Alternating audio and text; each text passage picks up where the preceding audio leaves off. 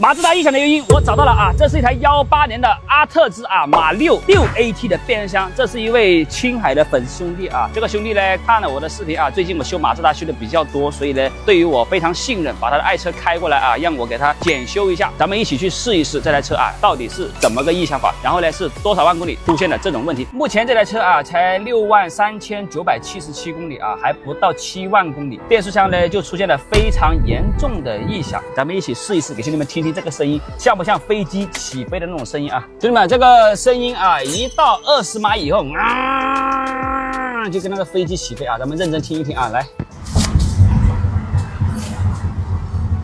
这个啊就是中壳轴承异响啊，是马自达 6AT 非常常见的问题。问题咱们已经确定了，咱们现在把变速箱拆下来啊，给你们看看这个马自达轴承为什么会异响。咱们现在直接看着。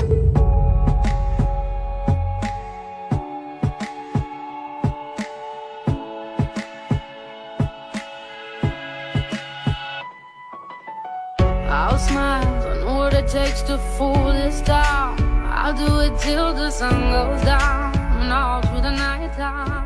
下面这个马自达啊，历经了2个小时啊，变速箱已经落地了。师傅呢，今天晚上加班已经非常辛苦了，所以我们明天早上再拆开它，再看看里面到底哪里出了问题啊。咱们明天早上再盘它。Later， 由于车主用车比较急，师傅也是连夜抬下，那么话不多说，拆开看看到底是哪里出现了问题。差不多冬至，一早一晚還是有雨，當初的堅持，然而讓我很懷疑，你最未等到，只有這枯枝。苦戀幾多次，悉心栽種全力灌注，所得竟不如別個後輩收成時。這一次，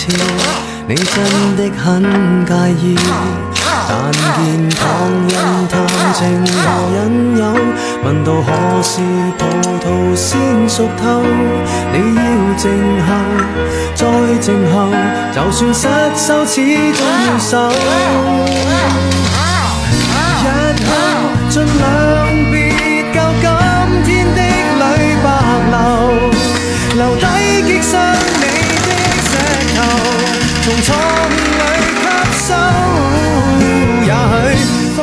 这个马自达的变速箱异响的原因呢，我们找到了啊，大家看竹子啊，已经全部失圆了啊，壳体上面啊磨损的也是非常之厉害的。如果这些阀体不清洗、不维修，时间长了之后啊，又会导致内部磨损，磨损之后呢，就会导致离合出现烧蚀，从而出现其他的问题。所以呢，我们要把这个风险告知客户，帮客户评估到位，最后让客户去做出他的选择就行了。行了，这个变速箱维修方案特别简单啊，轴承必须更换掉，更换原厂的变速箱油，或者说啊符合它的粘性的变速箱油，不然的话这个变速箱修完之后非常容易出问题。方案已定，修好之后让车主跑起来呼啦呼啦爽。